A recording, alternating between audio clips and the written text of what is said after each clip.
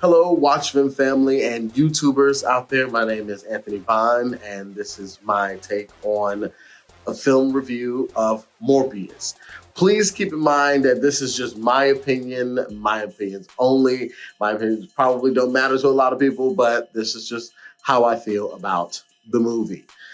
So I recently saw the movie this past weekend when it came out. Just upon entry, I was excited about it because I don't know much about Morbius and the Marvel franchise about the film. So I'm thinking to myself before going in, this is just Marvel versions of the Batman from DC Comics, but just a little bit, I guess, more mutant and more Marvel-ish.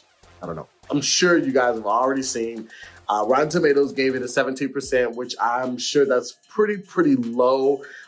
Seeing how I'm sure Rotten Tomatoes has a whole bunch of people that are not filmmakers that sit around just judging films, and that's why you get the critiques that you get from them, because you see that the audience reviews is way more higher than what Rotten Tomatoes actually gave the percentage of the film. So that just speaks volumes for itself. Going to the script wise, I give it a B+ because not knowing more about the franchise at all, I feel like just watching the movie, I got a better understanding who the main characters are, how it came about.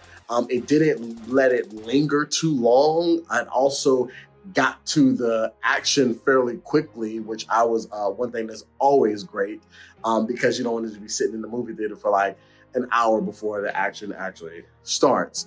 The highlights for me in the film was the fact we were able to understand and see the purpose of the main character and why he was doing what he was doing. I did love the story that how he really tried to develop some type of antigen to help save him and a childhood friend, which is very different from Batman, so to speak. But it gives me a little bit more like, oh, okay, I think I actually like this character a lot more. Oh, the graphics and the CGI was great. I love the fact how we see the character really exploring their powers throughout the film and learning them and adapting to them and using them to better help his agenda.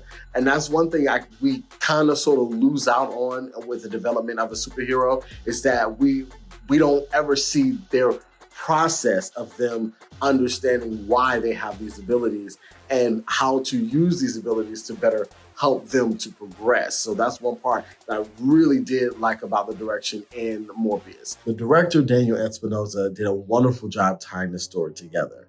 As we see in the movie, Jay Leto and Adria Arjona, make sure I'm saying her name right, Jared Leto bites her, and then he goes off to fight Matt Smith to hopefully save the world from Matt Smith's evil character. And then toward the end, we see that Adria wakes up, alluding to that there's going to be another sequel to the movie.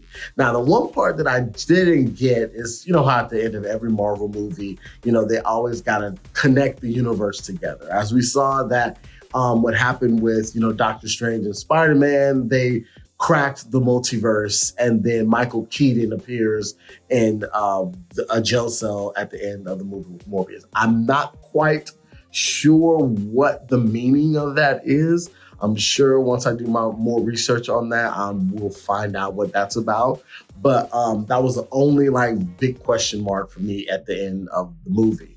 Overall, I will give the movie an 80% out of 100. I appreciate everything that Daniel Espinosa did with the film, and the actors that Jared Leto obviously is a force to be reckoned with as far as his repertoire of stuff that he's done recently. So, well, that's it for me in my review on Morbius. I'm gonna try to do this a lot more often, making sure that I review movies that I like or movies that you think that I should see. Make sure you like, subscribe, comment below. Let me know how you feel about this or what movie you think I should see. And make sure you tune in and subscribe to watchvim.com.